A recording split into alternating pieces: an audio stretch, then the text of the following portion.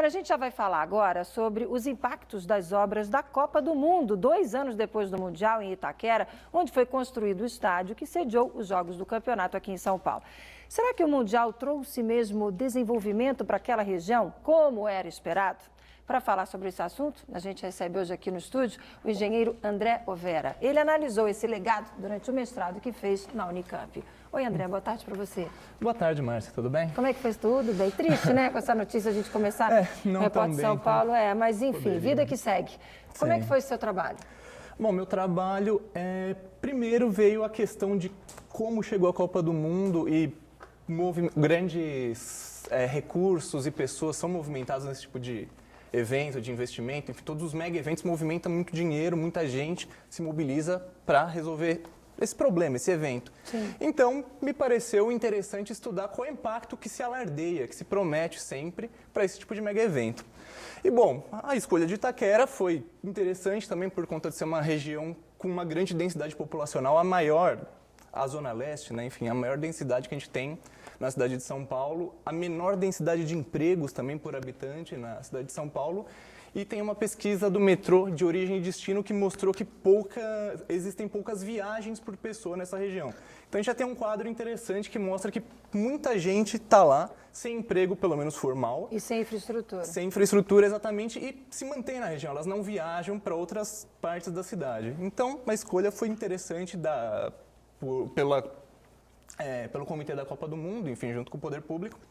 De fazer essa obra ali. E prometeu-se desenvolvimento. Então, tudo bem, o que é desenvolvimento? Foi o que nos motivou a estudar isso. A primeira questão foi através de revisões bibliográficas de autores renomados, enfim, como Dave Harvey, tem o CORE também, que é uma organização que estuda reassentamento e direito à moradia.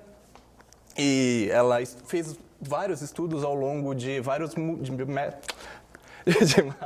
eventos, enfim. De vários mega, dá uns nós na língua, às vezes, enfim. De vários mega eventos em Olimpíadas, desde Barcelona, Atlanta, Sydney, etc. E mostrou que houveram efeitos perversos com essa reorganização do espaço. Então, bom, por quê? Prometeu-se um desenvolvimento que não foi exatamente alcançado para todas as camadas da população, especialmente para as mais vulneráveis. Como é que foi o seu trabalho de campo? Você esteve lá, então, você conversou com os moradores? O trabalho de campo ele consistiu em entrevistar as pessoas e compreender a partir da perspectiva delas o que era o desenvolvimento, o que elas esperavam que se desenvolvesse, como se desenvolveria a região a partir dos investimentos para a Copa do Mundo. Então, colhemos uma série de relatos, uma entrevista semi-estruturada através de um método que chama mapas cognitivos, né, um método científico. Uhum. E, a partir disso, a gente verificou que elas identificaram possibilidades ou necessidades de se pensar na administração pública, em segurança, em moradia, em transporte, em meio ambiente, em esporte, como não podia ser diferente, claro. Lazer e cultura. Então, várias dimensões a gente teria como desenvolvimento e a partir daí a gente tinha alguns aspectos específicos que a gente conseguia pensar do discurso dessas pessoas, né? Do mapa montado, mapa cognitivo dessas pessoas. Uhum. E para compreender o que era desenvolvimento, a gente quis comparar, a partir dessa montagem desse mapa, né, dessa compreensão do que as pessoas entendem como desenvolvimento. As pessoas, os atores, né, houveram entrevistados da esfera pública, esfera privada, secretarias, enfim, Secretaria de Desenvolvimento Urbano, Transporte. Mas e a conclusão no primeiro momento? No primeiro momento, concluiu-se que os planos para a cidade são interessantes. São bons planos, eles contemplam boa parte das aspirações dos atores, das pessoas, porém alguns aspectos, como os autores anteriores que eu já tinha citado, Lida, enfim, falam dos processos perversos, alguns aspectos não estão contemplados de maneira satisfatória no plano. Por exemplo, a questão da gentrificação social, que é o processo de supervalorização imobiliária, forçando as pessoas historicamente assentadas num território a sair dali.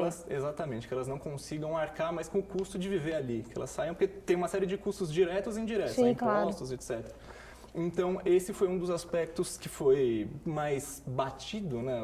Foi mais... E que vocês constataram, que você constatou constatamos na pesquisa. Na pesquisa. E para encaminhar agora, para a gente fechar, André, a expectativa é levar esse estudo para o poder público, por exemplo?